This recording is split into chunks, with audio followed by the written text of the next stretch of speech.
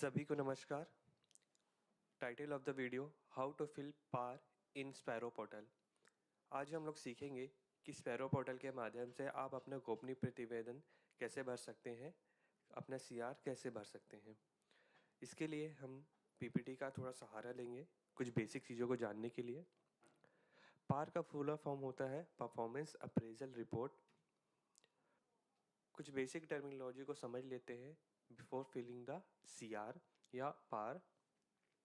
सबसे पहले स्थापना प्रभारी, जिसको कस्टोडियन भी बोला जाता है। हर कर्मचारी, अधिकारी और विभाग के अनुसार उनका एक स्थापना शाखा होता है जहां पर अंतिम मतांकन के बाद उनका सीआर संधारण हो जाता है, जमा हो जाता है। हर स्थापना शाखा में एक प्रभारी होते हैं जो इन सारे सीआर को संधारित करके या जमा करके रखते हैं, जिन्हें हम स्थापना प्रभारी के नाम से जानते हैं। बट स्पैरो पोर्टल में आपकी स्थापना प्रभारी वो होंगे जो एनआरसी रिपोर्ट में साइन करेंगे। एनआरसी रिपोर्ट क्या होता है? जब भी कोई कर्मचारी या अधिकारी आपके विभाग में, आपके संस्थान में 90 दिन से कम की अवधि में काम करके दूसरे संस्थान में ट्रांसफ़र ले लेते हैं, दूसरी जगह पे उनका ट्रांसफ़र हो जाता है, तो उस केस में उनका सीआर या गोपनीय प्रतिवेदन नहीं लिखा जाता। उस केस में उनका एक रिपोर्ट जारी किया जाता है जिसे हम नो रिपोर्ट सर्टिफिकेट के नाम से जानते हैं, जिसे को एनआरसी बोलते हैं। इस पर्टिकुलर एनआरसी रिपोर्ट में जो भी अधिकारी आपके यहाँ साइन करेंगे वही आपके मेन कस्टोडियन कहलाएंगे, वही आपके मेन स्थापना प्रभारी कहलाएंगे। इसके बाद आप सेकंड नंबर पे आप देख सकते हैं जो आपका वार्षिक कार्य निष्पादन मूल्यांकन प्रतिवेदन या गोपनीय प्रतिवेदन के नाम से पहले जो जाना जाता था, अब वो पार के नाम से जाना जाएगा स्पैरो पोर्टल में। जो वार्षिक अचल संपत्ति था वो अब आईपीआर के नाम से जाना जाएगा। जब भी आप अपने कार्य का विवरण करते हैं अपने गोपनीय प्रतिवेदन में, तो उसे स्वयं मूल्यांकन कहते हैं और स्पैरो पोर्टल में वो सेल्फ अप्रेजल के नाम से जाना जाएगा। इसके बाद जो आपके मतांकन अधिकारी होते थे जैसे प्रतिवेदक, समीक्षक और स्वीकारकर्ता अधिकारी, वो अब रिपोर्टिंग, रिव्यूइंग और एक्सेप्टिंग ऑफिसर या अथॉरिटी के नाम से जाने जाएंगे। जब भी आपके सीआर में मतांकन हो जाता था तो वो संसूचित हो जाता था, तो संसूचित जो है अब वो डिस्क्लोजर के नाम से जाना जाएगा।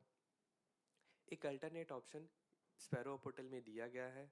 अगर आप अपने मतांकन से संतुष्ट नहीं है तो उस केस में चाहें तो आप अभ्यावेदन लगा सकते हैं स्पैरो पोर्टल में। उस अभ्यावेदन को अप्लाई करने का जो ऑप्शन आएगा वो रिप्रेजेंटेशन के नाम से आएगा। इसके बाद सारा प्रोसेस कंप्लीट होने के बाद आपका सीआर क्लोज हो जाता है, जमा हो जाता है, जो डोजियर के नाम से स्पैरो पोर्टल में जाना जाएगा। ये एनआरसी रिपोर्ट है जिसमें आपके कस्टोडियन साइन करेंगे। कुछ और इम्पॉर्टेंट बेसिक टर्मिनोलॉजी है जो समझना ज़रूरी है, जो कि है फॉर्म टाइप। हर अलग अलग श्रेणी के कर्मचारियों और अधिकारियों के लिए अलग अलग टाइप का फॉर्म टाइप यहाँ पे बना हुआ है। जैसे फॉर्म नंबर 1 प्रथम श्रेणी, द्वितीय श्रेणी एवं कार्यपालिक तृतीय श्रेणी के अधिकारियों के लिए होता है। फॉर्म नंबर 2 जो सिलेक्शन होता है वो तृतीय श्रेणी के कर्मचारियों के लिए होता है। फॉर्म नंबर 3 शीघ्र लेखक संवर्ग जैसे निज सचिव, निज सहायक या निज शीघ्र लेखक के लिए होता है। और जो फॉर्म नंबर 4 का सिलेक्शन होता है वो चतुर्थ श्रेणी के कर्मचारियों के लिए होता है। तो जब भी आपका सीआर आपके आईडी में आए तो आप अपने फॉर्म टाइप का सिलेक्शन ज़रूर चेक कर लें कि वो प्रॉपर है कि नहीं, वो आपके श्रेणी के अनुसार है कि नहीं।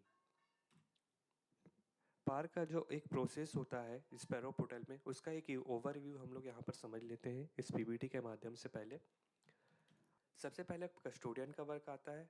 कस्टोडियन ही पार या सीआर जनरेट करते हैं। कस्टोडियन सबसे पहले वो असेसमेंट ईयर सेलेक्ट करते हैं। जिस भी ईयर के लिए सीआर लिखा जा रहा है या पार लिखा जा रहा है वो ईयर वहाँ पर सिलेक्शन होता है कस्टोडियन द्वारा। उसके बाद पर्टिकुलर समय अवधि सिलेक्शन होता है कि किस समय अवधि के लिए उनका सीआर लिखा जा रहा है, एंड फॉर्म टाइप सेलेक्ट किया जाता है कि वो। इसके बाद आपका चैनल डिफाइन होता है। चैनल डिफाइन का मतलब कि आपके जो मतांकन अधिकारी होंगे, जो आपके प्रतिवेदक अधिकारी, समीक्षक अधिकारी और स्वीकारकर्ता अधिकारी होंगे, वो कौन होंगे, इसका सिलेक्शन ही चैनल डिफाइन कहलाता है। इसके बाद कस्टोडियन आपका पार जनरेट कर देते हैं। पार जनरेट होने के बाद आपका सीआर, आपका पार आपके आईडी में भेजा जाता है। जहाँ पर आप सबसे पहले जो भी ऑफिसर की आईडी रहती है या जो भी कर्मचारी की आईडी रहती है वो सबसे पहले सेल्फ अप्रेजल करेंगे। स्पैरो पोर्टल में अपने कार्य का विवरण अपनी खुद की आईडी से करना होता है। ये कर सेल्फ अप्रेजल के बाद आप अपने सीआर को, अपने पार को, अपने रिपोर्टिंग अथॉरिटी को या रिपोर्टिंग ऑफिसर को भेज देंगे, जहां पर आपके रिपोर्टिंग ऑफिसर आपके सीआर पे मतांकन करेंगे। रिपोर्टिंग अपना मतांकन करने के बाद उसको आगे बढ़ा देंगे, जहां पर वो रिव्यूइंग ऑफिसर मतलब समीक्षक अधिकारी के पास आ जाता है। समीक्षक अधिकारी अपने मतांकन करने के बाद वो उसको आगे फॉरवर्ड कर देंगे। देन फिर वो एक्सेप्टिंग अथॉरिटी मतलब स्वीकारकर्ता अधिकारी के पास वो आपका सीआर पहुंच जाता है, जहां पर स्वीकारकर्ता अधिकारी अपना मतांकन करेंगे। देन इसको आगे फॉरवर्ड कर देंगे। जैसे ही ये सीआर आगे फॉरवर्ड करेंगे, ये वापस से आपका सीआर संसूचित हो जाता है और वो कस्टोडियन के पास पहुंच जाता है। इसके बाद यहाँ से कस्टोडियन द्वारा आपका सीआर आपको वापस भेजा जाता है, जहाँ पर आपके पास दो ऑप्शन होते हैं। पहला एक्सेप्ट करने का, दूसरा अभ्यावेदन यानी रिप्रेजेंटेशन लगाने का। अगर आप एक्सेप्ट करते हैं, इसके बाद आपका सीआर क्लोज हो जाता है, डोजियर में चला जाता है। इन केस कस्टोडियन जब आपका सीआर मतांकन होने के बाद आपके पास भेजते हैं और आप अपने मतांकन से संतुष्ट नहीं होते हैं और अभ्यावेदन लगाना चाहते हैं, तो आप पुट फॉर रिप्रेजेंटेशन वाले ऑप्शन को सिलेक्ट करते हैं। जैसे ही आप पुट फॉर रिप्रेजेंटेशन वाले ऑप्शन को सिलेक्ट करते हैं, यह सीआर आपका वापस से आपके कस्टोडियन के पास पहुंच जाता है, जहां पर कस्टोडियन एक कॉम्पिटेंट अथॉरिटी का सिलेक्शन करते हैं। ये कम कॉम्पिटेंट अथॉरिटी हो सकता है उसी रैंक के हों जो आपके मतांकन अधिकारी होते हैं, या मे बी पॉसिबल है उससे हायर रैंक के भी हो सकते हैं। यहाँ से कस्टोडियन के बाद कस्टोडियन द्वारा कॉम्पिटेंट अथॉरिटी का सिलेक्शन किया जाता है। देन फिर आपका सीआर उस कॉम्पिटेंट अथॉरिटी को भेजा जाता है। कॉम्पिटेंट अथॉरिटी आपके सीआर का रिव्यू लेट करते हैं। देन फिर उसको आगे वापस से उसी चैनल में फॉरवर्ड कर देते हैं जिस चैनल से आपका सीआर एक बार मतांकन हो चुका होता है। उसी चैनल में भेज देते हैं जिस चैनल से आपका सीआर मतांकन होकर गुजरा होता है।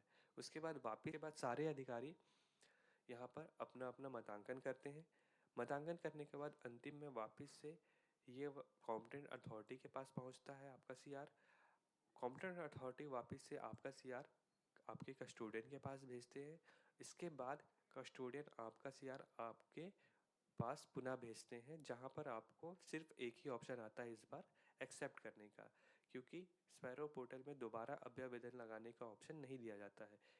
इसके बाद आप अपने सीआर को एक्सेप्ट करेंगे। आप सीआर को एक्सेप्ट करेंगे, वापस से ये डोजियर में चले जाता है और आपका यहाँ पर सीआर कंप्लीट हो जाता है। चलिए हम लोग एक प्रोसेस देख लेते हैं। जब भी आप स्पैरो पोर्टल पे लॉगिन करेंगे, तो अगर आपके पास कोई भी सीआर या कोई भी पार आया होता है, तो ऑटोमेटिक आपका इनबॉक्स वाला सेक्शन ओपन हो जाता है। यहीं पे आप देख सकते हैं सर्विस के जस्ट नीचे एक इनबॉक्स का ऑप्शन आता है।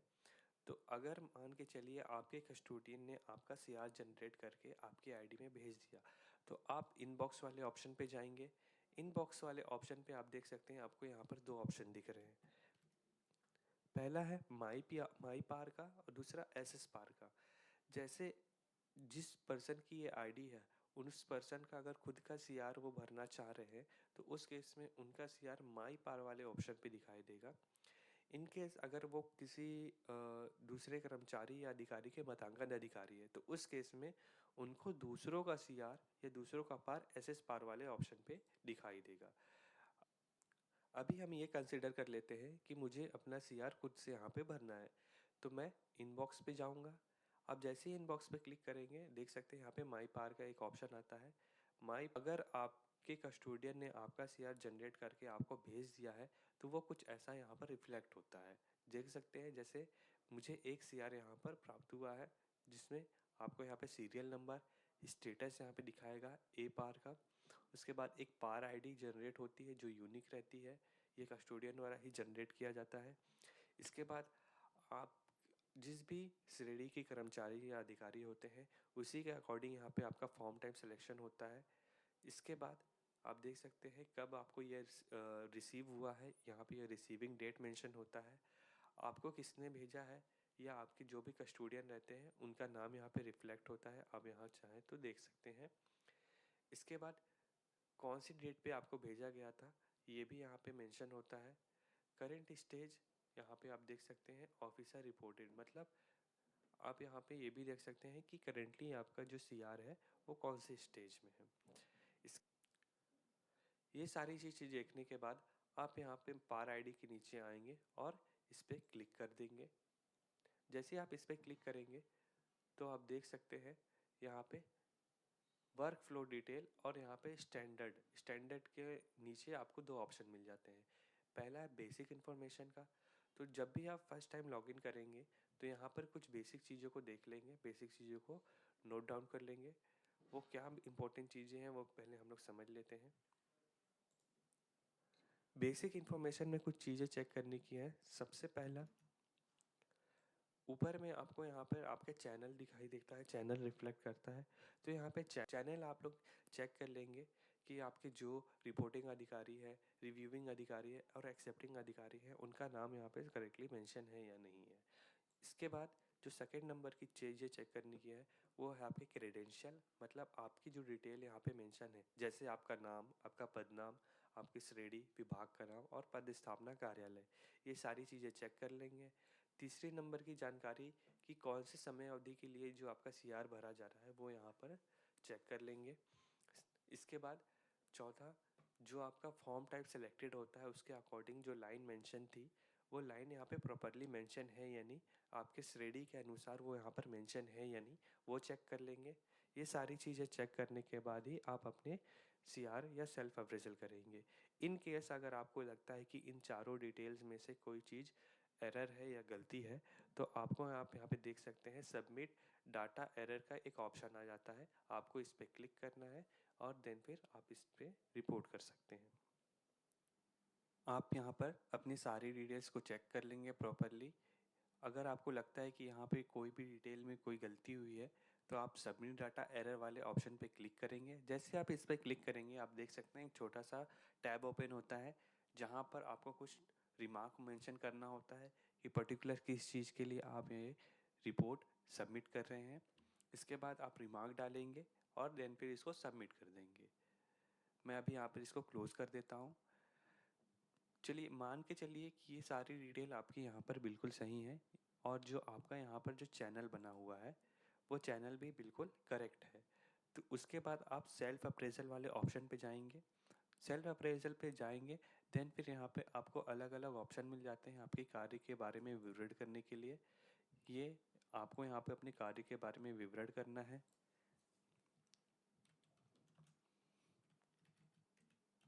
ध्यान रहे आप जब भी अपने कार्य के बारे में विवरण करेंगे तो जो भी आप यहाँ पे टाइप करेंगे वो इंग्लिश में या हिंदी में यूनिकोड का यूज़ करके ही फिल करेंगे।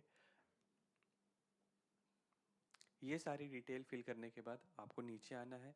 नीचे आप देख सकते हैं आपको रेफरेंस अपलोड करने के लिए यहाँ पर एक ऑप्शन मिल जाता है। आप चाहें तो अपने कार्य के विवरण के रिलेटेड एक रेफरेंस डॉक्यूमेंट भी यहाँ पे अपलोड कर सकते हैं। यहाँ पे आपको देख सकते हैं चूज़ फाइल का ऑप्शन आता है, यहाँ पर आप जाएंगे और जो भी पर्टिकुलर आपका रेफरेंस डॉक्यूमेंट रहेगा वो आप अब यहाँ पर अपलोड कर सकते हैं। ध्यान रहे कि जो भी आपका ये रेफरेंस डॉक्यूमेंट रहेगा वो पीडीएफ फॉर्मेट में होना चाहिए और उसकी मैक्सिमम साइज़ 3 MB होनी चाहिए। 3 MB से ज़्यादा की साइज़ वाली डॉक्यूमेंट ये इसको सपोर्ट नहीं कर पाएगा। ये सारी चीज़ें फिल करने के बाद आपको सबसे लास्ट में दो ऑप्शन आते हैं, सेव एज अ ड्राफ्ट का और सेंड टू रिपोर्टिंग अथॉरिटी। अगर आप अपने सीआर को फिल करके अभी सिर्फ अपने पास रखना चाहते हैं, सेव करके रखना चाहते हैं तो आप चाहें तो सेव एज अ ड्राफ्ट वाले ऑप्शन को सेलेक्ट कर लेंगे।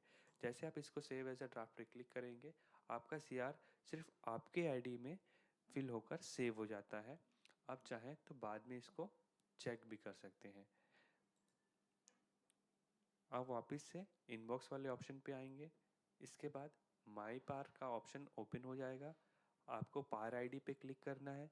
पार आईडी पे आप जैसे ही क्लिक करेंगे तो देख सकते हैं आपने जो सेल्फ अप्रेजल में पहले फिल करके रखा है वो यहाँ पर वैसा ही फिल है। आप चाहें तो बाद में इसको एडिट भी कर सकते हैं। इसके बाद आप देख सकते हैं यहाँ पे एक डाउनलोड का आइकन भी आ जाता है। आपने जो भी डिटेल यहाँ पे फिल करके रखा है वो चाहे तो आप उसको डाउनलोड करके भी देख सकते हैं। जैसे ही आप डाउनलोड पे क्लिक करेंगे तो देख सकते हैं एक पीडीएफ जनरेट होता है, जिसमें आपका एक यूनिक पार नंबर होता है, साथ में एक बारकोड जनरेट हो जाता है।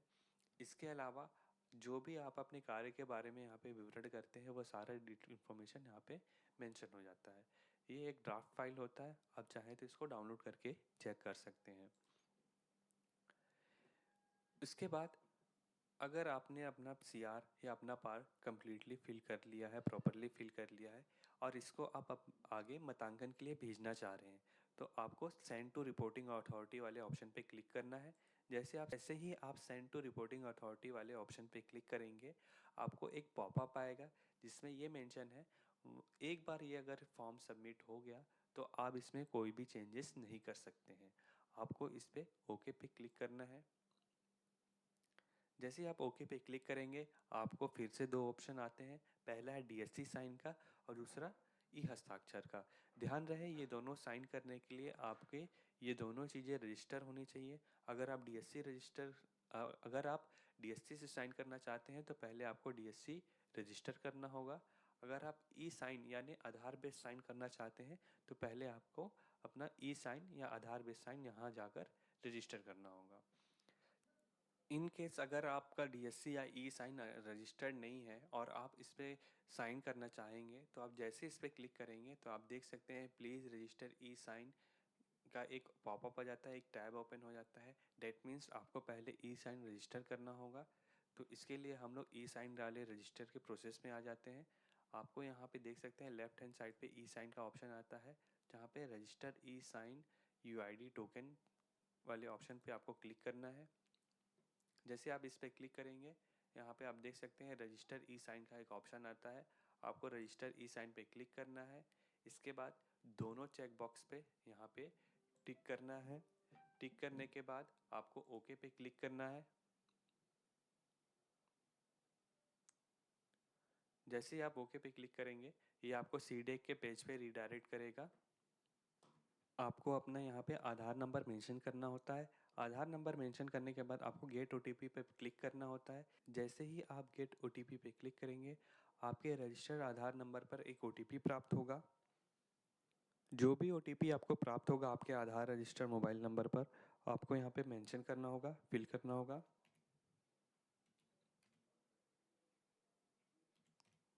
ये फिल करने के बाद आप चेक कर ले कि नीचे चेक बॉक्स पे यहाँ पे टिक है कि नहीं।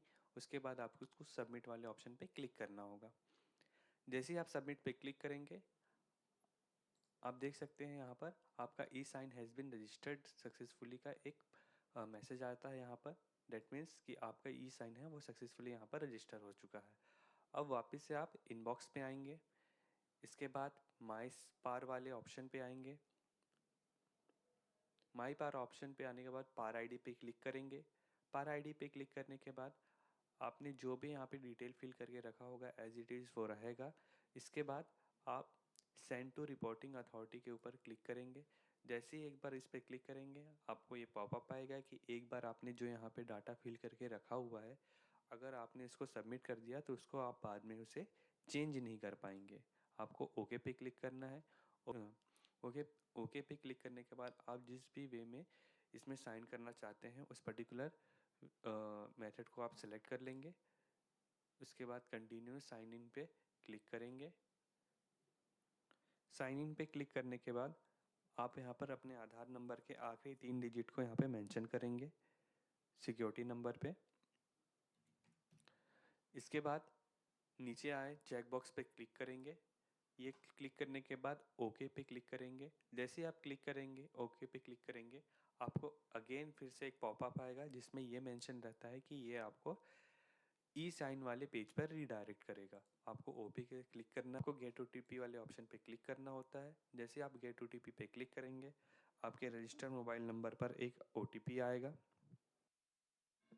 जो भी ओटीपी आपको प्राप्त होगा आप उसको यहाँ पे एंटर करेंगे के बाद यहाँ पे आपको सबमिट का ऑप्शन मिल जाता है। आपको इस पर क्लिक करना है। जैसे जैसे आप सबमिट पे क्लिक करते हैं, देख सकते हैं आपको एक मैसेज रिसीव होता है जिसमें ये मेंशन होता है कि आपका जो सीआर है, आपका जो पार है, वो सक्सेसफुली आपके रिपोर्टिंग को भेज दिया गया है।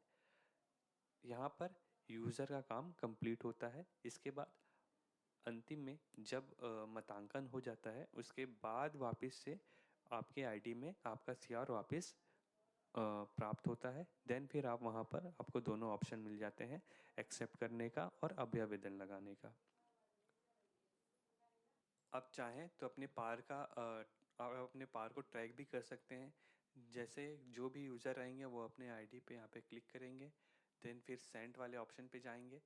सेंड वाले ऑप्शन पे जैसे ही जाएंगे तो उन्होंने जो भी पार अपना बढ़ाया होगा वो उनके माई पार वाले ऑप्शन पे आ जाएगा, और अगर आपने किसी के सीआर पे मतांकन किया होगा तो वो ऐसे सीआर वाले ऑप्शन पे आएगा। तो आप उस पर क्लिक करेंगे। उसके बाद यहाँ पे चैनल पे क्लिक कर लेंगे। चैनल पे क्लिक करने के बाद आप देख सकते हैं कि जो भी सीआर जिस भी जहाँ पे भी होगा वो उनको यहाँ पे रिफ्लेक्ट करने लगेगा। अभी ये जो सीआर है वो पर्टिकुलरली किस पर्सन के पास है, अभी ये जो सीआर है वो वापस से इसी पर्सन के पास आ गया है। डैट मीन्स ये जो सीआर था वो फाइनल मतांकन के बाद इनके कस्टोडियन के पास गया, कस्टोडियन ने वापस से इनके आईडी में भेजा है। अब जो भी यूज़र रहेंगे वो अपने इनबॉक्स पे आएंगे। इनबॉक्स पे आने के बाद माई पार वाले ऑप्शन पे क्लिक करेंगे। माई पार पे आने के बाद पार आईडी पे क्लिक करेंगे। पार आईडी पे क्लिक करने के बाद वो सबसे नीचे आ जाएंगे। सबसे नीचे आने के बाद आप देख सकते हैं यहाँ पे दो ऑप्शन आते हैं, एक एक्सेप्ट करने का, दूसरा पुट फॉर रिप्रेजेंटेशन से। तो जो भी यहाँ पे मतांकन हुआ है आप यहाँ पे चेक कर सकते हैं। ये सारा जो भी है मतांकन हुआ होगा आपके सीआर में, पार में, वो यहाँ पे आप देख सकते हैं। अगर आप अपने मतांकन से संतुष्ट हैं तो उस केस में आप आई एक्सेप्ट तो उस केस में आप आई एक्सेप्ट वाले ऑप्शन पे सिलेक्ट करेंगे। अगर आपको लग रहा है कि जो भी मतांकन हुआ है वो सही नहीं है या आप अपने मतांकन से संतुष्ट नहीं है तो उस केस में आप चाहे तो अभ्यावेदन के लिए प्रोसेस कर सकते हैं, जहाँ पे आपको पुट फॉर रिप्रेजेंटेशन वाले ऑप्शन पे क्लिक करना होगा। देन अभी के लिए मैं इसको एक्सेप्ट कर लेता हूँ। जैसे आप इसको एक्सेप्ट करेंगे और आपको एक पॉपअप आएगा कि आप श्योर है इसको सबमिट करना चाहते हैं। देन फिर आप ओके पे क्लिक करेंगे। जैसे ही आप इसको ओके पे क्लिक करेंगे ये आपका जो पार है वापस से आपके कस्टोडियन के पास चला जाएगा और वहाँ वो क्लोज हो जाएगा, संधारित हो जाएगा। आप चाहें तो इसको बाद में वापस से चेक कर सकते हैं। आपको वापस से सेंड वाले ऑप्शन पे जाना है। सेंड में जाने के बाद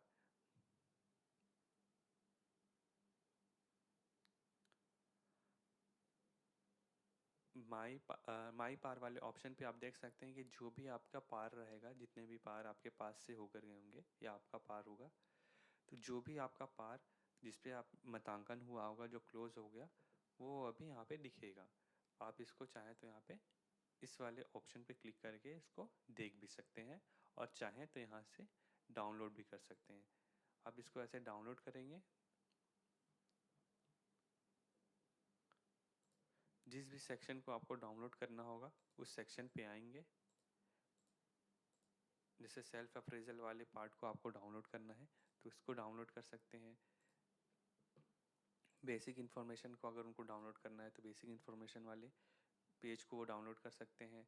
देन फिर सेल्फ अप्रेजल वाले पेज को भी वो डाउनलोड कर सकते हैं। इसके अलावा जो भी मतांकन हुआ है उस वाले पेज को भी वो डाउनलोड कर सकते हैं। ऐसे करके सारे पेजेस को वो 1 बाय 1 करके डाउनलोड कर सकते हैं। यहाँ पर पार का प्रोसेस कंप्लीट होता है। धन्यवाद। अब हम लोग देखेंगे मतांकन अधिकारियों का प्रोसेस। अब हम लोग देखेंगे कि जब भी किसी मतांकन अधिकारी के पास किसी दूसरे कर्मचारी का सीआर या पार आता है तो उसको मतांकन कैसे कर सकते हैं वो। इसके लिए जब भी वो होम पेज पे लॉगिन होंगे तो उनके इनबॉक्स वाले सेक्शन पे उनको जाना होगा।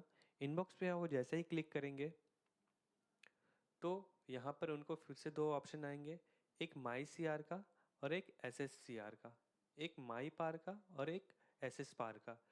तो अगर उनको दूसरों के सीआर पर मतांकन करना होगा तो वो एसएस पार वाले ऑप्शन पे जाएंगे। जैसे ही एसएस पार पे वो क्लिक करेंगे तो जितने भी पार उनके पास मतांकन के लिए आए होंगे वो सारे यहाँ पर रिफ्लेक्ट होना स्टार्ट हो जाते हैं। जैसे आप देख सकते हैं मेरे पास अभी 1 CR मतांकन के लिए आया हुआ है। आपको इसके पार आईडी पे क्लिक करना होता है। जैसे ही आप पार आईडी पे क्लिक करते हैं तो यहाँ पे अप्रेजल का एक ऑप्शन यहाँ पे ओपन हो जाता है मतांकन अधिकारियों के पास। इस अप्रेजल में अलग अलग ऑप्शन आते हैं जहाँ पर वो पर्टिकुलर कर्मचारी या अधिकारी के कार्य का विवरण कर सकते हैं। जैसे मैंने यहाँ पे कुछ डिटेल फिल कर दिया। अगेन इस बात का फिर से ध्यान रखें कि जो भी डिटेल आप यहाँ पे फिल करेंगे या टाइप करेंगे वो इंग्लिश में या हिंदी में यूनिकोड में होना चाहिए।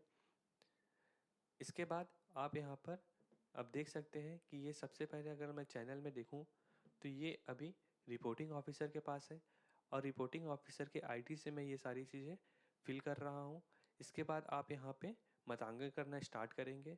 इस स्पैरो पोर्टल में मतांकन करने का प्रोसीजर नंबर के थ्रू होता है, डिजिट्स के थ्रू होता है, जहां आप 1 से लेकर 10 तक का मतांकन दे सकते हैं।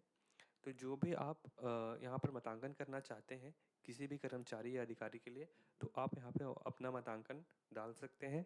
मैं भी एक एग्जांपल यहाँ पर फिल करते जाता हूँ। आप देख सकते हैं ये सारे लगभग वैसे ही ऑप्शन हैं जैसे आपके ऑफलाइन के केस में आते थे, बस इसमें मतांकन करने का प्रोसेस अलग हो जाता है। आप जो भी मतांकन यहाँ पे करना चाहते हैं वो यहाँ पे फिल कर सकते हैं। ये फिल करने के बाद आपको और ऐसे कई सारे ऑप्शन मिल जाते हैं।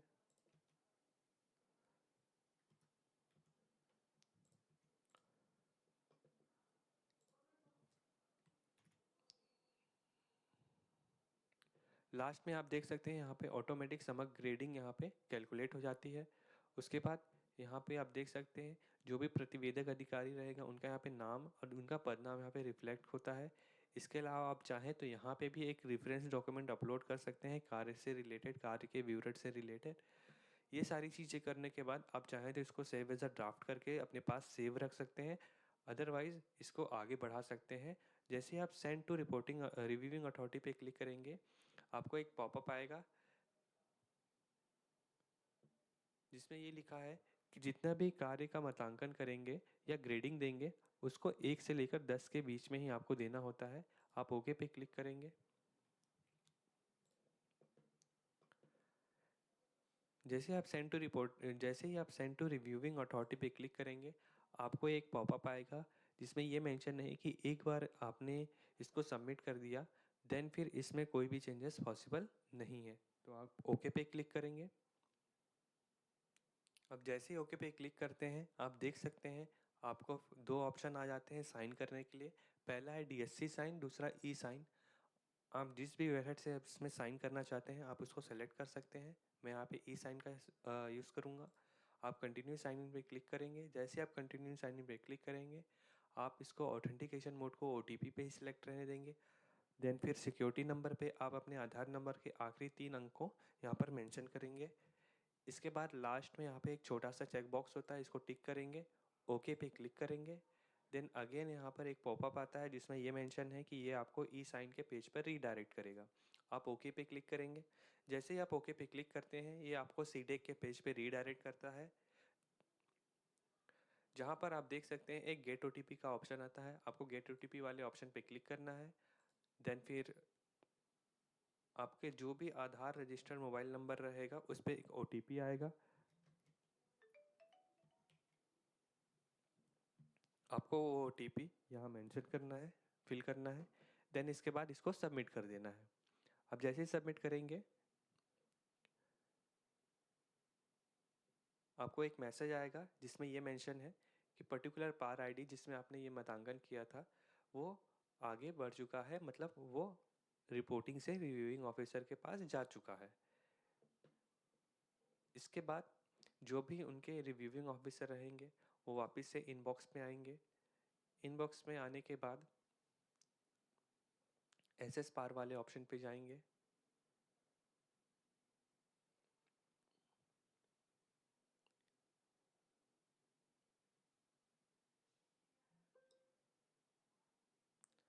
एसएस पार में जितने भी पार उनके पास आए होंगे वो सारे यहाँ पे रिफ्लेक्ट करने लगेंगे। आपको फिर पार आईडी पे क्लिक करना होता है। जिस भी पर्सन के या यूज़र की आईडी पे आपको मतांकन करना होता है, आपको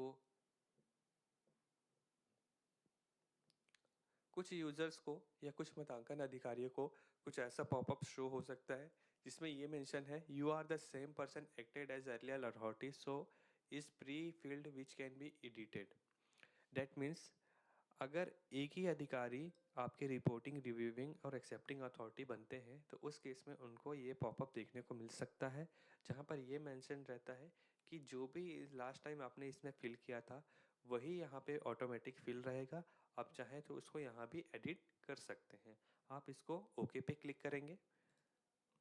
जैसे ही आप ओके पे क्लिक करेंगे आपको यहाँ पे ऑप्शन आ जाता है कि क्या दिए गए पिछले दिए गए मतांकन से आप संतुष्ट हैं। अगर हाँ तो यस पे क्लिक करेंगे, अगर नहीं तो नो पे क्लिक करके देन फिर आप वापस से मतांकन कर सकते हैं यहाँ पर जो भी आपको मतांकन करना होगा। अगर आप संतुष्ट हैं तो हाँ पे क्लिक करेंगे। अगर जो भी मतांकन हुआ है प्रीवियस अथॉरिटी द्वारा या हाँ, पिछले रिपोर्टिंग अथॉरिटी द्वारा, आप अगर उससे सहमत हैं तो हाँ पे क्लिक करेंगे। देन इसको एक्सेप्टिंग अथॉरिटी या स्वीकारकर्ता अधिकारी के पास इसको आगे बढ़ा देंगे। अगर आपको लगता है जो भी मतांकन हुआ है वह आप वैसा एज इट इज़ नहीं देना चाहते, आप इसमें कुछ चेंजेस चाहते हैं, तो आप नो पे क्लिक करेंगे। देन फिर वापस अप्रेजल पे जाएंगे। आप देख सकते हैं यहाँ पे अप्रेजल पे यहाँ पे समीक्षक अधिकारी के लिए एक अलग से कॉलम आ जाता है। यहाँ पे जो भी प्रतिवेदक अधिकारी यहाँ पे मतांकन करते हैं उसको वो यहाँ पे चेंज नहीं कर सकते, बस उसको देख सकते हैं कि यहाँ पर प्रतिवेदक ने क्या मतांकन किया है। समीक्षक अपना यहाँ पे मतांकन करेंगे। यहाँ पे मतांकन करने के बाद इसको सेंड टू एक्सेप्टिंग अथॉरिटी पे क्लिक कर देंगे। अगर उनको लग रहा है कि ये जो मतांकन हुआ है सेम एज इट इज़ आपको भी यही मतांकन करना है तो आप हाँ पे क्लिक करेंगे। और जिसमें एक लाइन यहाँ पे मेंशन है, I am the both reporting and reviewing authority in this case therefore I have nothing more to add. ये यहाँ पर इसलिए मेंशन है क्योंकि यहाँ पर रिपोर्टिंग और रिव्यूइंग ऑफिसर यहाँ पर सेम है। जहाँ पर इसका मतलब ये है कि यहाँ पर रिपोर्टिंग और रिव्यूइंग सेम पर्सन है और इसलिए इसमें कुछ भी ऐड करने के लिए नहीं है। तो ये सारी चीज़ें होने के बाद आप सेंड टू एक्सेप्टिंग अथॉरिटी पे क्लिक कर देंगे। जैसे आप इस पर क्लिक करेंगे अगेन आपको फिर से वही पॉपअप आएगा। आपको ओके पे क्लिक करना है, आपको ओके पे क्लिक करना है। ओके ओके पे क्लिक करने के बाद आपको फिर से वही दो ऑप्शन आएंगे। देन फिर आप इस पर साइन कर देंगे। सेम प्रोसेस के थ्रू आपको अगेन फिर से एक मैसेज आएगा कि आपने जिस पर्टिकुलर पार पे मार्किंग की या मतांकन किया वो आगे अथॉरिटी को वो सेंड हो चुका है। आपको ये मैसेज आएगा। देन फिर जो भी पर्टिकुलर एक्सेप्टिंग अथॉरिटी या आपके स्वीकारकर्ता अधिकारी रहेंगे वो लॉगिन करेंगे, इनबॉक्स वाले ऑप्शन पे जाएंगे। इनबॉक्स पे जाने के बाद अगेन वो फिर से एसएस पार वाले पे जाएंगे। जैसे आप क्लिक करेंगे तो आपके पास जितने भी पार मतांकन के लिए आए होंगे वो सारे यहाँ पे दिखना स्टार्ट हो जाएंगे। तो जिस भी पर्सन के लिए आपको यहाँ पे मतांकन करना है आप चाहे तो यहाँ पे उनका डिटेल बाहर से ही देख सकते हैं। देन फिर आपको पार आईडी पे फिर से क्लिक करना है। इसके बाद यहाँ पर आप देख सकते हैं एक्सेप्टिंग के लिए कुछ ऐसा इंटरफेस यहाँ पर दिखेगा जहाँ पर ये मेंशन है, क्या आप प्रतिवेदक अधिकारी, समीक्षक अधिकारी की टिप्पणियों से सहमत हैं। अगर आप उनसे सहमत हैं, उनके मतांकन से सहमत है तो यस पे क्लिक करेंगे, अगर नहीं है तो नो पे क्लिक करेंगे। एंड देन फिर वापस आप यहाँ पे अपनी समग्र ग्रेडिंग को चेंज कर सकते हैं। जो भी आप यहाँ पर ग्रेडिंग देना चाहते हैं 10, 8 या 9, जो भी आपको यहाँ पर मेंशन करना है आप यहाँ पे मेंशन कर सकते हैं। आप यहाँ पे देख सकते हैं यहाँ पे अप्रेजल में जाकर जैसे लास्ट टाइम आपने समीक्षक अधिकारी के केस में देखा था वो यहाँ पे ऑप्शन नहीं मिलता क्योंकि यहाँ पे सिर्फ 2 ही कॉलम रहते हैं फिल करने के लिए। एक्सेप्टिंग के लिए जो समग्र ग्रेडिंग रहता है बस उसी को वो चेंज कर सकते हैं। इन केस अगर आपको लगता है कि जो भी मतांकन हुआ है वो सही हुआ है तो आप यस पे क्लिक करेंगे। अब जैसे क्लिक करेंगे तो आप देख सकते हैं यहाँ पे ये जो एडिट करने का ऑप्शन था यहाँ पर ये ऑटोमेटिक फ्रीज हो जाता है। इसमें बेसिकली ये मेंशन होता है कि यहाँ पर both reviewing accepting authority same person है, इसीलिए यहाँ पर कुछ भी ऐड करने के लिए नहीं है। देन फिर आप इस पार को या सी आर को डिस्क्लोज़र के लिए भेज देंगे। जैसे आप इस पे जैसे ही आप इस पर क्लिक करेंगे आपको एक पॉपअप आएगा अगेन फिर से, जिसमें सेम चीज़ मेंशन रहे कि एक बार जो चीज़ इसमें मेंशन हो गई है और सबमिट होने के बाद इसमें कोई भी चीज़ें चेंजेस नहीं हो सकती। आपको ओके पे क्लिक करना है। जैसे ही आप ओके पे क्लिक करेंगे आपको फिर से वही 2 ऑप्शन आएंगे, फिर से आप साइन इन का प्रोसेस करेंगे। आपको ये एक मैसेज आएगा जहाँ पर आप देख सकते हैं कि ये जो पर्टिकुलर पार आईडी जो थी जिस पे आपने मतांकन किया है वो सक्सेसफुली इस पर्सन को सेंड हो गया है। और ये जो पर्सन है आपके, ये हो सकता है ये आपके मेन कस्टोडियन हो और ये कस्टोडियन को ये वापस जा चुका है। तो यहाँ पर ये मतांकन का प्रोसेस कंप्लीट होता है।